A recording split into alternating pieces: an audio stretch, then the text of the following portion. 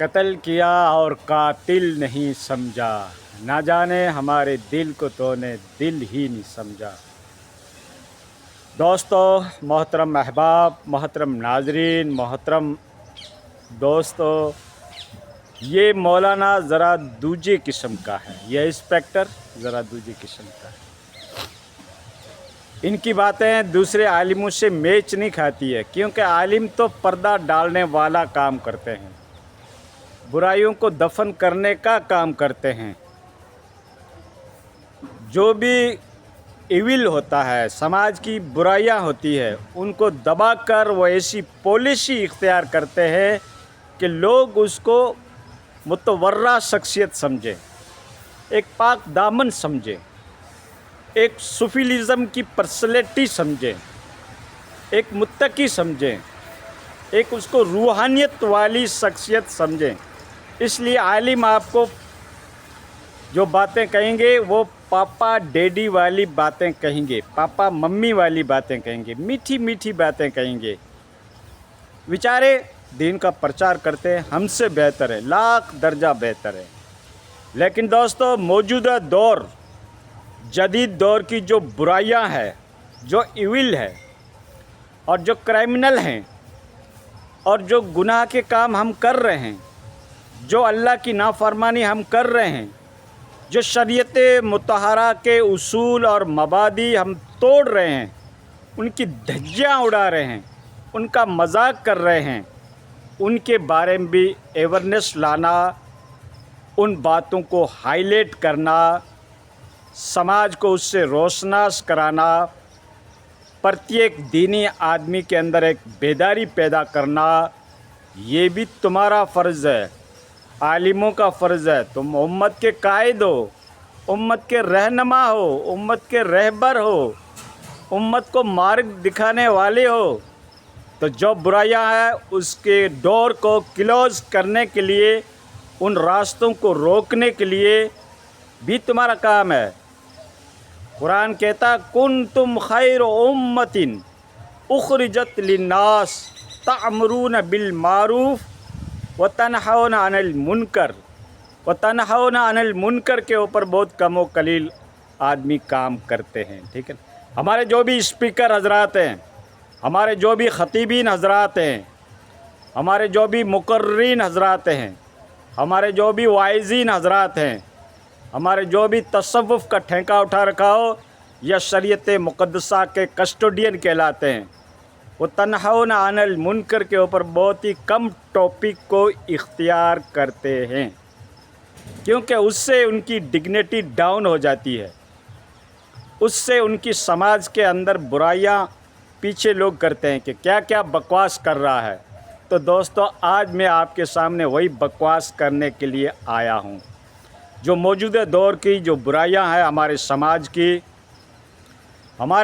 की बुराइयां ये है कि उसी से दोस्ती की जाती है जिस घर के अंदर बालिग बच्चियां हो। ये दुनिया का तजुर्बा है। कहते मेरे दोस्त फ्रेंडशिप बहुत है। अरे तुम्हारे भाई की तो फ्रेंडशिप है ही नहीं, क्योंकि उसके औलाद ही नहीं है, वो बेचारा झोंपड़ी में बैठा है। तुमने जवान बच्चियां पाल रखी है, उसकी शादी नहीं कर रहे हो, तो तुम्हारी फ्रेंडशिप तो बढ़ने वाली है। मौजूदा दौर का यही लाए अमल है, तो तुम्हारी फ्रेंडशिप भी होगी।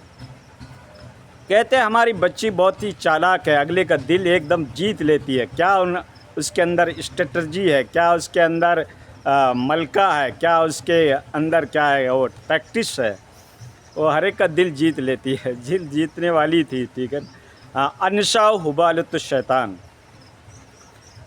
औरत एक शौहर के सामने तो लड़ती रहती है, फटे पुराने कपड़े पहनती है, दिन भर उससे किस्सा कुल्फत करती रहती है। वही औरत जब घर से बाहर निकलती है तो लाली लगाती है, पाउडर लगाती है, परफ्यूम लगाती है, सेंट लगाती है, नई नई चूड़ियाँ पहनती है, नए नए क्लॉथ पहनती है, कपड़े यूज़ करती है हाई फाई, और परी बनकर घर से बाहर निकलती है। ये किसको दिखा रही है? शौहर के सामने तो 5-10 मिनट पहले आहो बुका कर रही थी, गिला और शिकवा कर रही थी।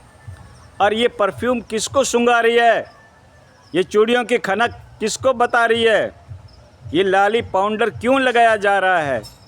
ये बाज़ार की जीनत क्यों बन रही है? कभी आपने गौर किया तुम्हारे सामने इसे बन संवर के तुम्हारे सामने पेश होती है? नहीं होती है। तुम्हें तो गाली गलौज निकालती है। हस्बैंड को शौहर से दिन भर लड़ती रहती है, और फिर जब बाज़ार से बाहर निकलती है तो अपनी जवान लड़की को अर्धनंगन ड्रेस पहनाकर और उंगली पकड़कर वो बाहर निकलती है कि शायद मुझे ना पसंद करे तो इनको तो पसंद किया ही जाएगा। तो दोस्तों, ये दुनिया का मुआशरा ये बता रहा, हमारा समाज ये बता रहा, आप भी देख रहे हैं, मैं भी देख रहा हूँ।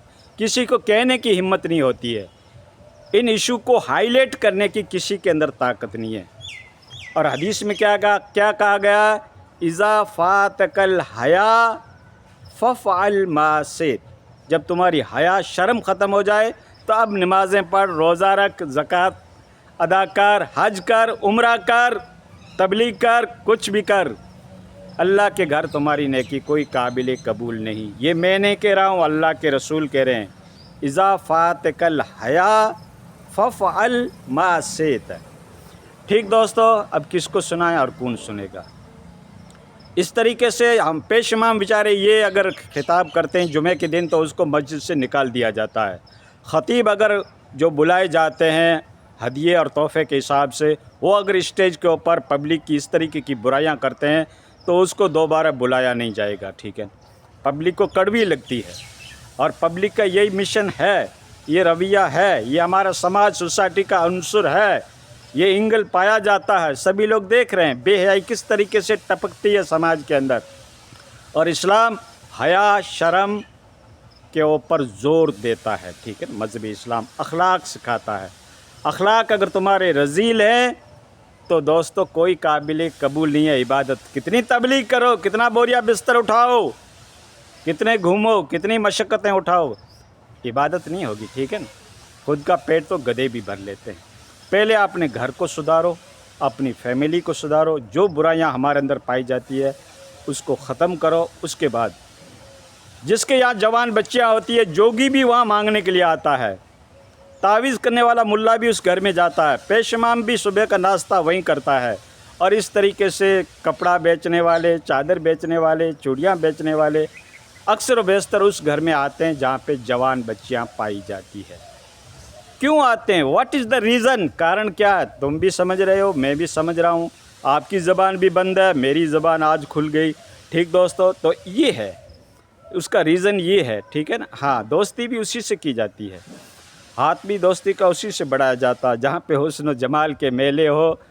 आज के ज़माने में तो खूबसूरत बच्चा पैदा करना भी एक क़यामत का मंज़र हो गया। बहरहाल किसको समझाएं और कौन सुनेगा? यही दुनिया का हालात और दुनिया का ऑब्ज़र्वेशन और दुनिया के मुशाहिदात यही बता रहे हैं। कड़वा है, आपको भी बहुत ख़राब लगेगा क्या क्या बक रहा है, लेकिन हकीकत, रियलिटी, वास्तविकता दुनिया की ये है जो मैं आपको बता रहा हूँ।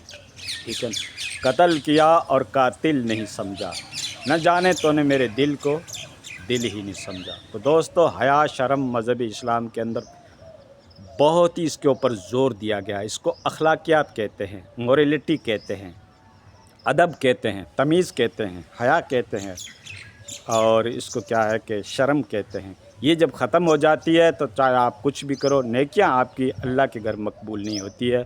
हदीस की रोशनी में मैंने आपको बता दिया। ठीक है।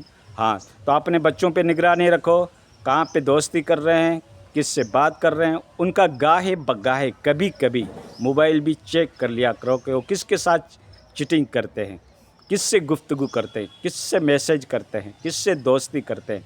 अल्लाह कहते हैं हमारे बच्चे और बच्चियाँ बड़े एजुकेटेड हो रहे हैं, हाई फाई कॉलेज और स्कूल में अटेंड कर रखा है। तालीम से मत रोको दोस्तों, लेकिन निगरानी करो, आपके कस्टोडियन में बच्चे की तालीम होनी चाहिए। ठीक है। हाँ, तो ये बातें हैं जो ख़ासकर मौजूदा ज़माने की एक बहुत बड़ी बुराई पाई जा रही थी, उसके ऊपर थोड़ा सा मैंने पर्दा उठाया है। 10% अभी 90% तो बाकी है। उन वाक़यात को मैं उठाऊंगा तो दोस्तों मेरा वीडियो ही शायद ठुकरा दिया जाए या यूट्यूब उसको हटा दे। बहरहाल इस तरीके की बुराइयां पाई जाती है जो आप भी देख रहे हो, हम भी देख रहे हैं। कुछ कहने से कासिर हैं, इसलिए कासिर हैं कि समाज जो है इस तरफ चल पड़ा। यूरोपियन कल्चर कूट कूट के हमारे समाज में भर दिया गया, अखलाक मोहम्मदी छूट गए। और तो हज़रत मरियम अलैहिस्सलाम भी औरत थी, हज़रत खदीजतुल कुबरा भी औरत थी, हज़रत फ़ातिमतुज़ ज़ोहरा सय्यदतुन निसा कहलाई है। इस तरीके से राबिया बसरिया भी औरत थी। अल्लाह करे हमारे औरतों के अंदर वो अखलाक आ जाए, वो आदत आ जाए। अल्लाह से दुआ करो, और दुआ कभी भी रद्द नहीं जाती। यहाँ नहीं मिलेगा तो आखिरत में आपको ज़रूर सिला मिलेगा।